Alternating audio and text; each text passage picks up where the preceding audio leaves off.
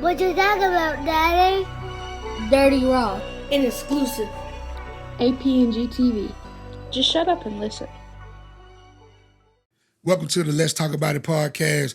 I am your host with the most, that big dog, Michi Balboa.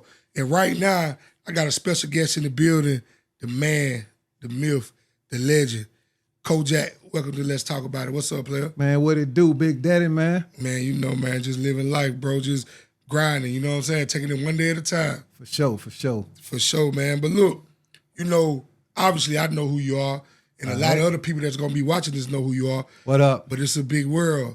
And you know, so I wanna go back to, you know, who Kojak is and where he come from, you feel me? So, you know, with that being said, where is Kojak from? Man, I'm from Charlotte. I'm from York. I'm from North Carolina. I'm from South Carolina. I was born in Charlotte Memorial Hospital, December 3rd, 1978. My mama took me from that hospital to Norris Avenue, 500 Norris Avenue, up the street from Delahaye Court. Left from Delahaye Court, went to 404 Hickory Lane. That's down there in York, South Carolina, in the valley. And my life been that way all my life, back and forth. Valley boy. Oh, yeah. Yeah, man. So, like, how was it growing up? You know, like, man, you know, being in those different locations, like, you know, how was your childhood coming up? Man, my childhood surrounded by family, man. Like I say, my grandma and my family down in York was where my first memories really began. And as a family man, I was always around my family, running through the damn country town in York, running through the road, or back up here in Charlotte in Roseland, running around through the wood from Roseland to Clinton Park. See, my mama worked in South Carolina, but we lived up here. So all my life, I was just back and forth. You know what I mean? 49, up and down 49. If you know anything about 49, that's been my grind my whole life. Take you right from South Carolina to North Carolina. Oh, yeah. For sure that. So, like, you know, speaking of, like, your parents, like, did you grow up in a two-parent household, or, you know, how was that? All right, my mom and my dad, they never was a couple in my lifetime. And I'm of some numbers by now. You know me, you know them numbers. And she got married to my younger sisters. I got triplet sisters up under me. She got married to their father, and he was my stepdad. So I kind of came through a situation where, you know, my mama and her husband, everything wasn't always on the up and up with them, but she did her best to provide for me, and she did a good job. For sure, for sure. So what school did you go to? Man, listen here. I went to Jefferson Primary. Then I went to Harry C. Johnson. Then I went to Montclair. Then I went to J. Mason Smith. Then I went to Olympic High School. Then I went from Olympic High School to Northeast Middle School, because I was in the 9th grade when I moved from the west side to the east side. So I was a junior high student again, but I was a high school student already. I didn't understand what was going on. And from there, I went to Ganja, man. After Ganja, I don't appear in no more yearbooks. So you pretty much could say you well-rounded. Well-rounded, man. Yeah, well-rounded. Yeah. I could tell, you know, just the person you is, I could see, you know, it being like that. So Appreciate that too, bro. You got any kids? Oh, yeah, man. I got a 27-year-old daughter, a 19-year-old son, a 12-year-old son. My daughter, Susie Choo Choosy. What's up, baby girl? My son, Hollywood. You already know. We're doing this thing, baby. And baby boy, Jack, where you at, man? Come holler at me. Get on the track. For sure. And would you say you got a pretty good relationship with your kids?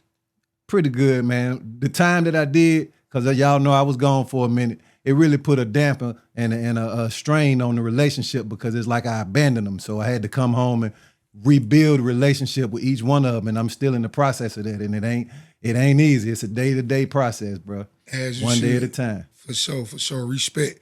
So, like, I do know one of your sons, Valentine Holly. He right here with me. Yeah, and you know, actually, I got a track from him last night.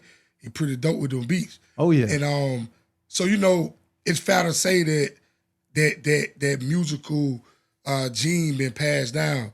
So for you, you know, where did that passion for music come from? Man, since I've been a baby, as far back as my memory goes, I've always loved putting sounds together. I used to be in the kitchen beating on the pots and the pans up under the cabinet. Like, oh, that boy in that kitchen again, in there messing. Well, they wasn't messing. I tapped my uncle's radios trying to figure out how in the world and people inside that box singing. I got to get them out of there. I got to help them. So I was tearing up radios trying to find the people inside there. I ain't never find no people, but I still hear them. When they say, Kojak, mama, Kojak in there again. My Uncle Donnie Mack used to say, "Girl, mama, he in there tearing up my records." Because I thought all records supposed to scratch. You know, the era we grew up in, we Right. babies. We don't know that a record don't. We thought all records do that. So shit, I tore up about 4 or 5 record players, some 12, until they got them Technic 1200s. I was going to keep tearing them up. Yeah, I did the same thing, I promise you. So like, me personally, you know, I watched you, well, heard you because it wasn't no social media back when I was a kid coming up.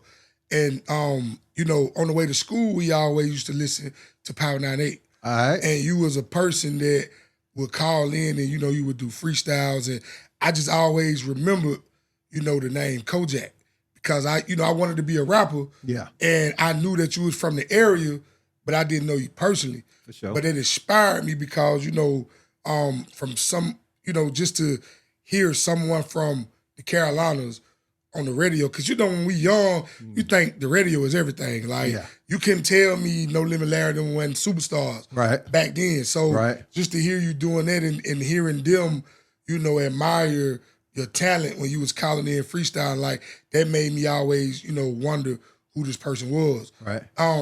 Talk about, you know, how you got into, you know, even doing that, you know, calling in and just, you know, tapping in on the, you know, I don't even remember what it was called, but, you know, speak on that. Like, how did you get into doing it? Oh man, back in the day, Power 98 used to have like what they called the roll call. And you could call in and shout out whoever you wanted to shout out, say what you wanted to say, and you only had a few seconds to do so. So instead of me doing a shout out, I say, man, I'm gonna take them few seconds and I'm gonna rap every time I call in. I made my own lane. So once I did that, people got used to hearing it. And I'm an early bird. I'm up before the sun every day, unless I'm tired, too tired to get up. But most of the time I'm up. I would get on the air and call in and go ahead and spit. And next thing you know, they turn into a freestyle battle on Fridays and they bring you to the air in person and you battle somebody. And from there, you know, history was made. Boy, you know something? That you was smart as hell because I never would have knew that happened like that. You know what I'm saying? I just thought, you know, you was somebody that they was bringing on, but you actually, like you said, made your own lane and you made them respect, you know, who Kojak was. That's legendary. Appreciate it, man.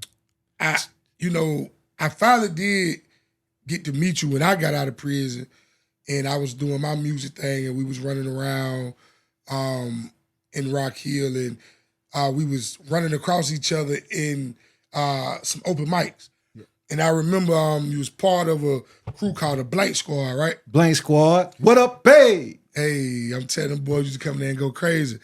And man, it was just the energy, you know, like I used to, you know, them boys coming up bouncing off the walls, doing back of flips, and they were just deep, you feel me? And it was, you know, it was something that, you know, if you was an aspiring artist, yeah, it was something that motivated you to say, you know, then, man, we need to, like, we gotta have some showmanship. You feel what I'm saying? Because it always captured everybody's attention. And you know, I just always wondered as a fan, you know, what happened with Blank Squad? Like, what's going on with it? Right now, you know, Bay Boy, he's just now starting to get in the studio again. Shout out to Bay Boy. Skeet, he's an organizer, man. He always looking for a way to find a way to push the music that's already been recorded.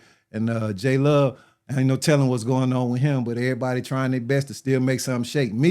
My focus right now is on making it to the next level as far as being successful with it. We were successful at a point of performing and successful around the city and surrounding areas, but the success that I'm searching for right now, I'm on a whole new page. It's still love for the team, love for the fam, but the page that I'm on right now, you know, it's about IMB, Imperial Music Brand. Facts. And I mean, you know, it's business, and sometimes everybody's passions don't align with each other, you know what I'm saying? Mm-hmm. Which that don't mean, you know, personally it's not a good relationship, but business-wise, you know, everybody may have different paths, which is cool because, you know, even with artists that I deal with, it's the same way.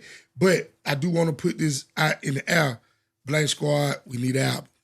You know what I'm saying? Feed the streets. We need albums. So even if it ain't nothing but an EP, give us something. Bay So, Boy, Skeet, y'all holler at me, man. yeah, let's we need something. So like I've been hearing, you know, the new music that you've been putting together. And it sounds like to me you ain't missed a beat.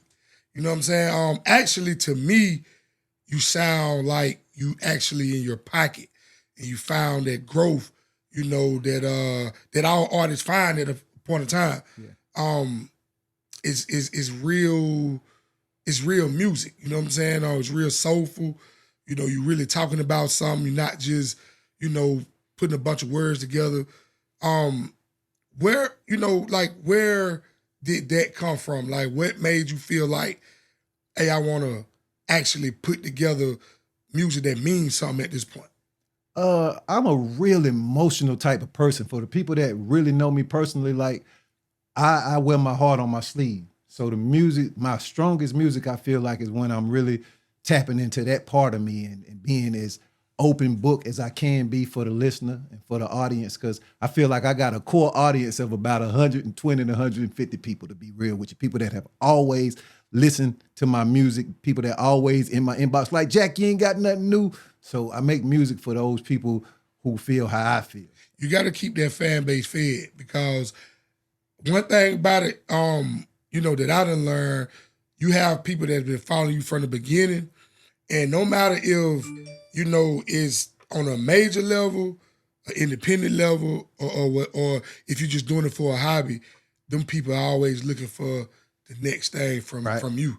Right. You know what I'm saying? Because they grow with you. It's like, you know, one thing as artists, what we have to understand is with our fan base and supporters, they become family. You know what I'm saying? It gives me a purpose. It gives me somebody to write for, give me somebody to write to. So when I'm writing a song, these people, not each and every individual every time, but all of these people collectively help me to write my music. There you go. You know, so yeah, man, that's a good thing, and I'm really feeling what I've been hearing. So hopefully, man, you know, the world can get a piece of that.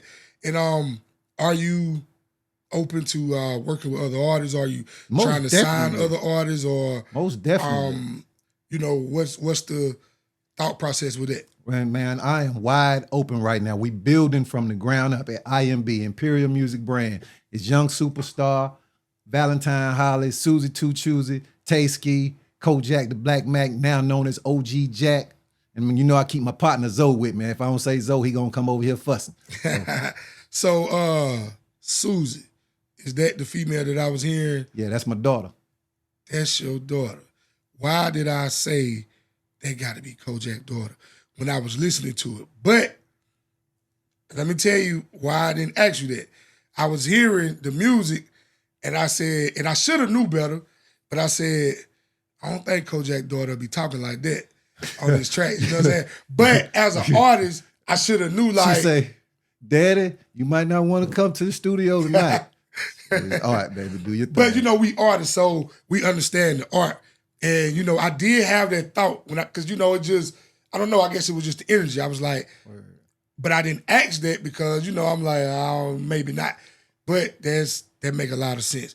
But she definitely hard. You know what I'm saying? Appreciate it, man. She definitely got something that, you know, that you could, you know, make some shape with. Man, they are so equally, like, just talented in their own ways. None of them sound alike, and it's just amazing to me just to see how God anointed them the same way he anointed me, but they got their own thing with it. It ain't like it was something I sat down and trained her, or sat down and trained young Holly Valentine how to do what he doing. They just do it on their own, and it's amazing. I'm just like y'all when I'm listening to them. Like, wow, you know? Facts.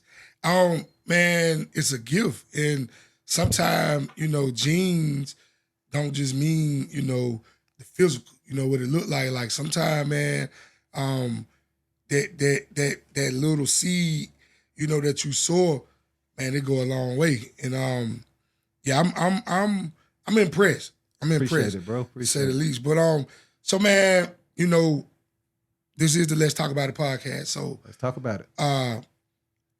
I get it, you know, I like to let the fans know, you know, of the people that I'm interviewing. Yeah. I like to let them know about what's going on in your life. So I do know you had kind of case, you know, at one point in time and had to go do some time. Yeah.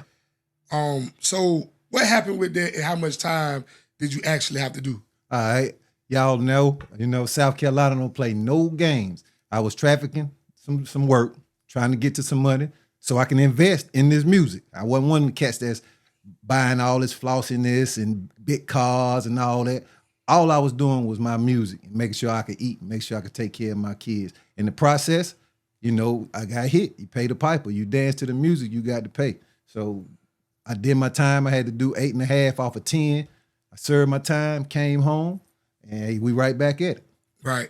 And for the youth that's listening to this, what was life like in prison? Man, listen, it ain't nothing like what you see on these TV shows and these movies and stuff, bro. It is real life. You're away from your family. You can't do what you want to do. You got to answer to somebody. You got to eat when they let you eat if you got something to eat. You know what I mean? And the stuff they giving you to eat, it ain't even for human consumption. So the one thing I'm going to tell you, bro, if you're going to take them penitentiary chances, know what you're doing. You know what I mean? Don't be breaking laws that you don't even know what the law is. If you're going to break the law, first of all, go study the law and know the law. Because a lot of times we take charges that we don't even have to take. We accept these plea bargains and plea deals that we don't even have to accept, but we accept it because they have us feeling that if you don't do it this way, this is what's going to happen. Well, that's because you didn't know any better. If you're going to break the law, know the law or leave it alone. Go get you a job and stay out here. Stay 10 toes. Right.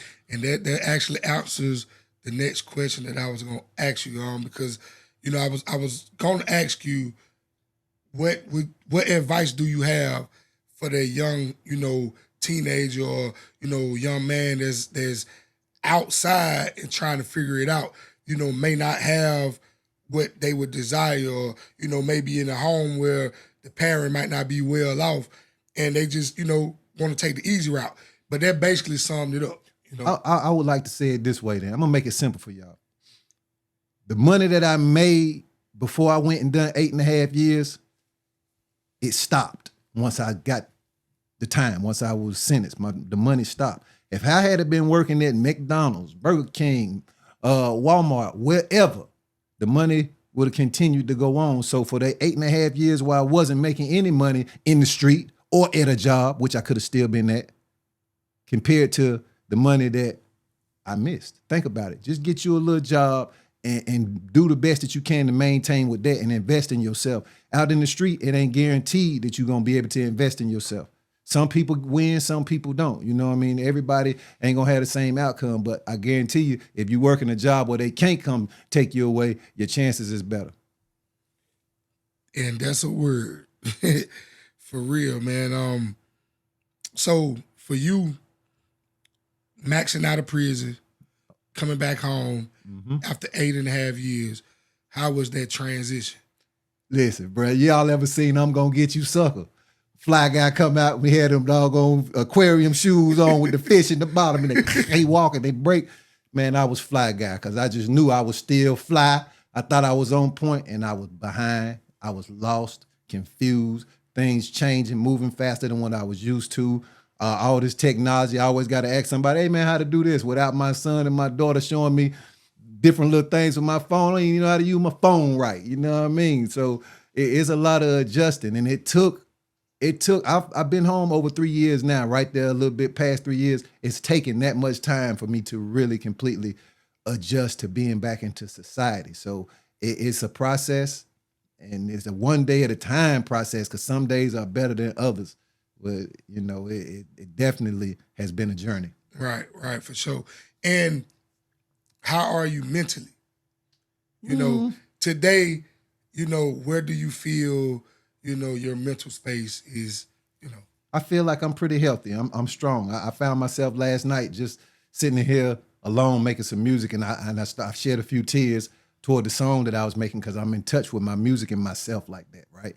So I cry, and it helps me to cleanse my system sometimes of the stress and the strain. But I'm pretty healthy, bro, and I can tell you that. My mental place is real good. Hey, man, that's a good thing to hear because, like, the number one thing, in the Black community, what we tend to ignore is, our fellow brothers' mental health. You know what I'm saying? And a lot of people hear that word or hear that, statement and feel like you got to be crazy or it's not that. We endure a lot, you know what I'm saying, the life that we live. So sometimes, man, that pressure can be a lot, to try to sustain. And me, one thing about me, I'm big on therapy now. I'm big on just, having these conversations, the uncomfortable conversations that a lot of people refuse to have. And it's because I went through a lot myself and I can identify with my people. No doubt. So I always like to ask that question. For sure. So with that being said, do you have a 5-year plan and where do you see yourself in the next 5 years? All right.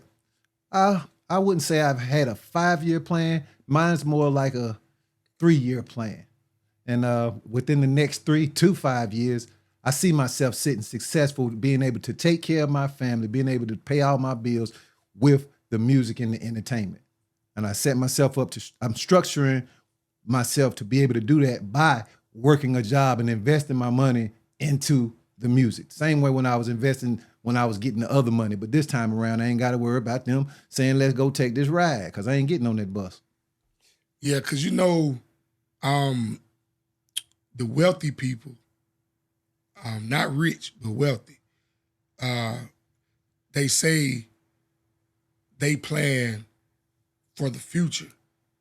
And a lot of the rich or middle class plan day to day. You know what I'm saying? And that's one thing that I learned. And instead of me, just not wanting to invest right now because I'm thinking about, I got to pay this bill or I got to, I think for the future, and I encourage everybody that's tuned in, have a plan, like think forward, because that's how you create generational wealth. And you also, you actually show the people that's following you, another way. We obviously we grew up with parents that was just trying to make it happen. Like you spoke earlier, Mom Deuce, she made it shake, however she had to make it shake. And with that being said, a lot of us grew up that way, especially in the rural areas that we grew up in. Right. It was check to check, and I just feel like now we have more opportunity in the world to build generational wealth. Oh, yeah. And to teach the ones that's coming behind us, the same thing. And it's not an easy process. It's not going to be a cakewalk, but it starts with simple things like this, a conversation. You know what I'm saying? So, yes, sir. But, so it's a lot of stuff going on in the world, right? Let's talk about it. And I'm just curious to know how you might feel about, certain things. So I want to know. Ask me. First off, are you familiar with the war right now in Ukraine and Russia? Nah, I see little things on the news, but I ain't really paid it enough attention to say yes. I don't follow it too much. I see a little stuff on my social media. I see they killing innocent babies, which I don't agree with. But that's kind of their issue because, we got a lot going on in our country. Yeah. But if you got a heart, you kind of feel for them kids. Oh, yeah. But the reason I asked you that they just approved, I think, another $250 million or something like that. And they said that they had exhausted funds from the U.S., which they didn't, it's been a few billion, I believe, that the president has, given to them for war. But we have veterans in our own country that don't have housing, don't have food, don't have anything. And they went out and they fought for the country. The the calculation, I believe, was as much money as they gave to Ukraine, they could have cut every American citizen $1 million check. Wow. How does that make you feel when you hear stuff like that? It's disheartening, man. It's very discouraging because I was looking at something earlier today, and the people was trying to get so much money to save these animals, and I love animals. You know, I love animals, but I don't got no pets. But we got hungry, starving people. Ain't nobody trying to save them. And we got veterans that's in fought for the country. They homeless. They out here struggling, standing at a corner asking for some change, and we ride by them a lot. Me, I try my best in my heart to just follow my spirit with that, because people say, "Oh man, they standing out there all day. They can go stand on their feet that long. They can go get a job." You don't know their situation. So when you can give, don't think of it as I ain't giving to the person nothing. No, I'm gonna do something to try to make myself feel better. Just give because you can, man. Give because somebody need it. Help out because that's the right thing to do. You're right. I used to argue with a coworker about that because I used to be the one that said, "Man, I ain't giving them people my money." Man, he just like me. He can go. He's standing beside the stove. Go in there and get a job. That used to be my attitude, and he broke it down to me the same way you did. Like, you don't know the situation. But let me tell you what I do. What I do. So, if I see somebody saying they hungry, I offer to buy them something. You know what I mean? I'm not too quick to give cash money because I do know a lot of people just want to go get what they want. You know what I'm saying? Mm-hmm. But if I just feel good, fuck it, here you go. You know what I'm saying? But for the most part, you want something to eat. But this is the crazy thing, Jack. I done had people turn it down. Mm-hmm. Like, no, I just give me the money. I want to give me a bill. They're gonna tell you the truth. You know what I mean? Nah, Listen, but them the ones you give it to because they being honest. Yeah, You know what they do with it once you give it to them or once I give it to them, that ain't, I have nothing to do with it. I just got to follow my spirit. And sometimes my spirit gonna lead me to say, There you go. So I'm pretty sure you familiar with the allegations against P. Diddy. He had a $30 million lawsuit from his former girlfriend, Cassie. wow. She accusing him of basically torture, basically. In a nutshell, she's saying that he forced her to have sex with other men while he watched, and he physically abused her and, things of that nature. But they've been broke up for... Oh, they was at Robert's house. I mean, the way it sounded a little worse, if you ask me, because oh man, Kels was. I'm just kidding. I just said Robert. I ain't say which Robert. I'm talking about Robert Craig. Yeah, allegedly, Kels was just fucking little girls. It wasn't alleged that he was, actually physically beating them and shit like that, which is still allegedly that this going on with Puffy. It's just in the news, and she sued him for $30 million, and he settled the lawsuit in one day. Mm-hmm. So a lot of people feel like, that's an admission of guilt or, whatever the case may be. Now, me personally, I don't think that it's an admission of guilt, solely because I know when you get sued, a lot of times you go ahead and settle because you don't want to be back and forth with the court cases, paying lawyers. It's going to cost you more in the long run. It's going to cost you more. The extended situation is just a lot of people just say, "Hey, get this money and go on about your business." Yeah. Well, since then, he's had multiple accusers after that, which I kind of feel like a lot of these people just trying to get a quick check. Yeah, they try to take advantage of the situation. You already know how that go. So, and as well as Kevin Hart got allegations going on with him now. His assistant, his former assistant, making allegations against him about, some of his personal life. And he's actually suing the publication that actually put it out there. Damn. And then this morning, DJ Academics, I seen a young lady saying that him and two other friends basically raped her. But luckily for him, it was said that he had surveillance in his house Right. that she didn't know about. So he gave the surveillance tapes to the police, and I believe he's been cleared of any wrongdoing. But I'm bringing up all these allegations because it seems like a lot of people who successful, Yeah. especially in the black community, they tearing us down because, you know, just as you mentioned, Robert, Cliff, you know, it's a lot of people that's been under scrutiny about sexual assault, and you know, and we don't know if it's true or not because we don't weren't know. there. Yeah, we don't know. But it just seemed like an attack, and it kind of make you not even want to get in that space of stardom. You know what I'm saying? Because once you get to a certain plateau, there's always somebody to come and try to pull you down. Oh yeah. And it's just, to me, bruh, you know, I feel like we got to be careful like it. You know what I'm saying? So, what, you know, do you feel that it's an attack, or do you feel that it's just a coincidence? No, it's definitely an attack, man.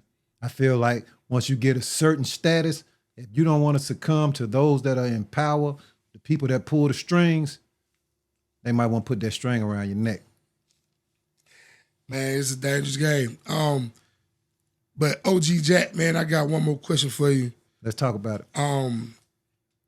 And you know, I know this probably is something that, you know, they probably hit home for you in a certain way. Keffe D was arrested for the murder of Tupac Shakur after 27 years of that murder being unsolved.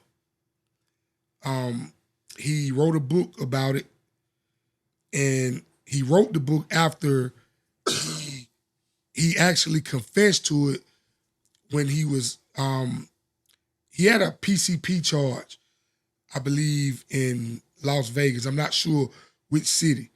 But in exchange for freedom, he confessed to, you know, being a part of the murder of Tupac. Mm-hmm. They gave him, it wasn't immunity, but it was called Queen for a Day, to where he can tell them any crimes that he was a part of and they could not arrest him for it. Well, he left there and went and wrote a book. Upon writing this book, he was getting booked to do interviews, and he was talking about it, and he was telling the story play by play, and eventually they got a warrant for his arrest. He got in, and at first he couldn't afford a lawyer. Eventually he got a lawyer, but now I believe Keffe D is like 60 now.